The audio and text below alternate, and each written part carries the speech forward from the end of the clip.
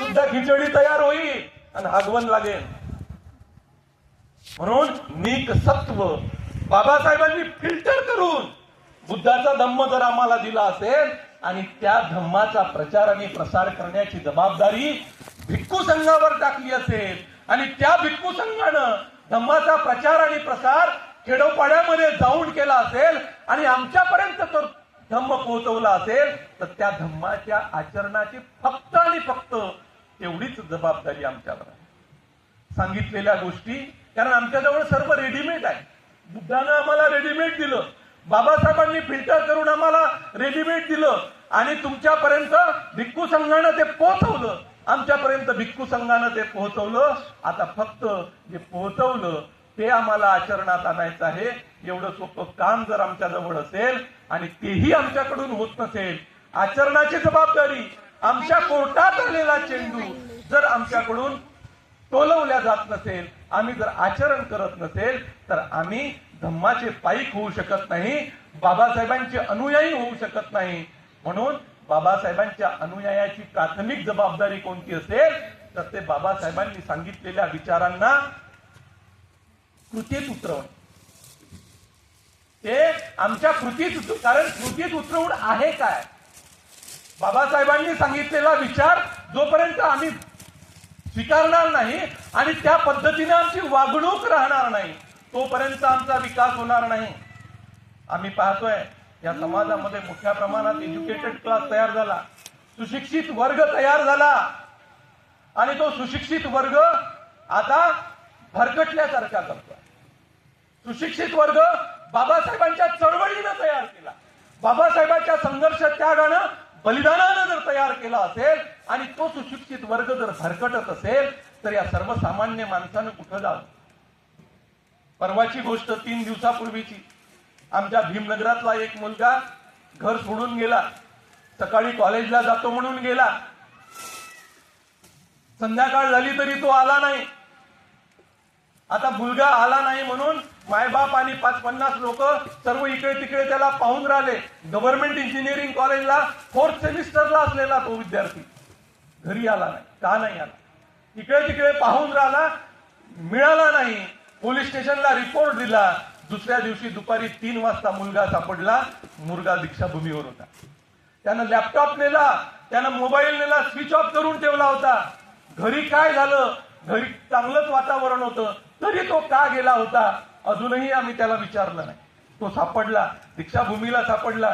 कोतवाली police station मधून नागपूरचा phone आला, आम्ही तिथे घ्यायसाठी गेलो, त्याला आणलं, त्याला अजूनही विचारलं नाही तू घर सोडून का गेला म्हणून. पण त्या संपूर्ण प्रकरणामध्ये त्या भीमनगरमध्ये मी एक वातावरण पाहिलं, ज्याच्या घरी ही घटना घडली होती त्या ठिकाणी 250-300 लोक एकत्रित जमा झाले होते. कुठे गेला पोरगा, एवढा हुशार पोरगा, 12वी मध्ये फर्स्ट आलेला, त्याचा फोटो लागलेला विदर्भ महाविद्यालयामध्ये, इंजिनिअरिंगला त्यांनी 3ही सेमिस्टर क्लिअर झालेला, 4थ्या सेमिस्टरला असलेला, गव्हर्नमेंट इंजिनिअरिंगला सिव्हिल त्याची ब्रांच असलेला एवढा हुशार पोरगा असा अचानक घरून का निघून गेला. 250-300 लोक जमा झाले, 50-50 लोक आपापल्या गाड्या काढून रात्रीचे फिरून राहिले, 3:30-4 वाजेपर्यंत. सकाळी त्याला पाहत फिरले. मला मोठा आनंद झाला. हे सर्व वातावरण पाहताना हे फक्त भीमनगर मध्ये होऊ शकते. 250-300 लोक त्याच्या घराच्या आजूबाजूला हळहळ व्यक्त करत आहेत. हे आमच्या कॉलनीमध्ये होत नाही. बहुत बढिया. बाजूचा मेला तरी त्याला काही घेणं देणं नसते, तेवढ्या पुरता तो जातो आणि बाकी काहीच त्याला घेणं देणं नसते. हे फक्त भीमनगरात होऊ शकते. ती जी बंधुत्वाची भावना आहे, ती बंधुत्वाची भावना, हळहळ किंवा करुणा जी आहे, ती करुणा त्या 250-300 लोकांमध्ये यासाठी निर्माण झाली की त्यांच्या मनामध्ये बाबासाहेब रुजलेले आहे, बाबासाहेबांची, बुद्धाची करुणा त्या ठिकाणी. हे आमच्या कॉलन्यांपर्यंत का येत नाही? म्हणून मी एज्युकेटेडवर आरोप करतो. Educated class is a class conscious class. हे फक्त स्वतःचे हित जोपासणार, हा स्वतः पुरता मर्यादित असलेला. याच्यावर सर्वात जास्त जबाबदारी ज्या बाबासाहेबांनी टाकली, त्या बाबासाहेबांच्या विचारांची राख रांगोळी करणारा हा एज्युकेटेड क्लास, ज्याला आदेश बाबासाहेबांनी दिला होता की तुम्ही तुमच्या समाजातल्या गरीब, अज्ञानी आणि दरिद्री बांधवांपर्यंत पोहोचा आणि त्यांना त्यांचे नागरी अधिकार समजावून सांगा. हा आदेश ज्या बाबासाहेबांनी दिला होता, आज मात्र तसं होताना दिसत नाही. हा एज्युकेटेड क्लास 25-30 लाख रुपये आपल्या मुलामुलींच्या लग्नावर खर्च करताना, वेगवेगळ्या पद्धतीनं वेगवेगळे इव्हेंट्स तो साजरे करताना दिसतो. मोठ्या मोठ्या पार्ट्या तो देतो. वेगवेगळ्या इव्हेंटच्या माध्यमातून तो अशा पद्धतीने पैसा खर्च करतो आणि भिक्खू संघ त्यांच्या दारी जेव्हा जाते तेव्हा हा ठीक आहे 500 रुपयाची पावती पाठवा. 25-30 लाख रुपये हळदीचा समारंभ, संगीत आणि अजून काय काय येऊन राहिलेला आहे. आणि मोठ्या खुशारकीनं तिथं सांगितल्या जाते की आम्ही एवढा खर्च केला, एवढा खर्च आम्ही लग्नावर केला. अशा पद्धतीचं लग्न केलं. आणि बुद्ध आणि बाबासाहेब आजकाल तर बुद्ध लग्नांमध्ये त्या लोक येतात त्या एंट्री गेटवर ठेवण्यापुरते झाले. स्वागत पर बुद्धाची मूर्ती. म्हणजे मोठ्या माणसाचं लग्न असलं तर मोठे बुद्ध त्या ठिकाणी एंट्रीवर ठेवल्या जाते. म्हणजे बा आता हे बुद्धाचं लग्न होय असं वाटते. बुद्ध बाहेर आहेत, आतमध्ये बुद्ध होतं. आतमध्ये सारच असते, मंगळसूत्र घालणं, काळेबनी घालणं, ते मांग भरणं आणि काय काय चाल असते. ते कसं होईल? कुठे गेली चळवळ? रात्रभर या ठिकाणी जागरण करून जर आम्ही विचार आत्मसात करू शकत नसू किंवा आमचे विचार आम्ही जे या ठिकाणी दिल्या गेलेले आहेत ते जर कृतीत उतरत नसेल, आम्हाला फक्त तेवढीच जबाबदारी आहे कृतीत उतरवण्याची. बाबासाहेबांनी सांगितलं की ह्या फालतू गोष्टी करू नका. एकच काही लोखंड घालायचं नाही, काही चांदी घालायची नाही, एकच घाला, सोन्याचा दागिना घाला. सांगितलं ना सोन्याचे दागिने घालायला. आज कळते आपल्याला का सोन्याचा दागिना घातला असेल, काय भाव आहे. दूरदृष्टी आपण लक्षातच घेत नाही. सोन्याचाच दागिना का घातला सांगितलं. तेव्हा तो प्रतिष्ठेचा होता म्हणून सांगितला गेला. आजही तो प्रतिष्ठेचाच आहे.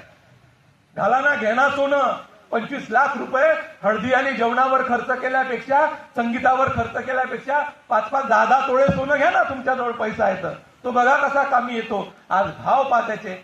ही दूरदृष्टी आमच्या लक्षात का बाबासाहेबांची आली. आमचा डेड इन्व्हेस्टमेंट लग्नांवर आणि मोठमोठ्या इव्हेंटवर का खर्च होते हा विचार या निमित्तानं झाला पाहिजे. आणि मग मला असं वाटत असेल का हा बा एवढा कायले बोलून राहिला, का बोलून राहिला. वस्तुस्थिती आहे म्हणून मांडतो. सही बात आहे. आणि आचरणात आणलं आहे म्हणून मांडतो. जे गोष्ट मी करू शकतो तेच मी मांडतो. आणि मला असं वाटते जे लोक करतात त्यांनी समाजासमोर हे उदाहरण ठेवलं पाहिजे. आता परवाच्या दिवशी 18 जानेवारीला मी एक लग्न लावलं.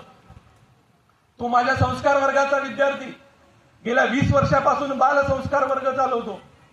आणि त्याचं असं म्हणणं होतं का माझं लग्न सरांनीच लावावं. मी काही लग्न लावणारा नाही तर ते काम सिद्धार्थाकडे दिलाय. पण त्याचं असं म्हणणं होतं का सरांनी माझं लग्न लावावं.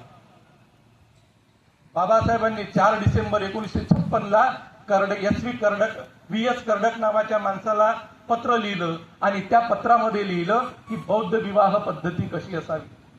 बाबासाहेबांनी मंगलसूत्र हा शब्द प्रयोग त्यामध्ये केलेला आहे. त्याचा अर्थ आम्ही महामंगलसूत्र हा घेतला आणि त्रिशरण पंचशील, महामंगलसूत्र आणि धम्मपालन गाथा संपलं लग्न. आणि त्याचं लग्न यासाठी लावलं का त्यानं ह्या सर्व रूढी आणि परंपरा नाकारल्या. अवैज्ञानिक आणि तार्किक सर्व गोष्टी नाकारल्या. हळद नाही, हिरवा मांडव नाही, काळे मणी नाही, ह्या कोणत्याही ज्या गोष्टी आहेत ह्या कोणत्याही त्याने आचरणात पालन केलं नाही. त्याने रूढी परंपरा नाकारल्या आणि म्हणून मी त्याचं लग्न लावलं. असं जर कोणी करत असेल तर मी लग्न लावायला 4 डिसेंबर 1956च्या संदर्भानुसार तयार आहे. बाकी गोष्टीत मी पडणार, पण त्या गोष्टी आपल्याला करावं लागेल. या सर्व गोष्टींचा उहापोह मी आजच्या दिवशी यासाठी करतो की मला भिक्खू संघाची काळजी आहे. भिक्खूंचं जीवन फार त्यागमय असते. आमच्या ताई या ठिकाणी बसल्या, श्रामणेर झाल्या होत्या.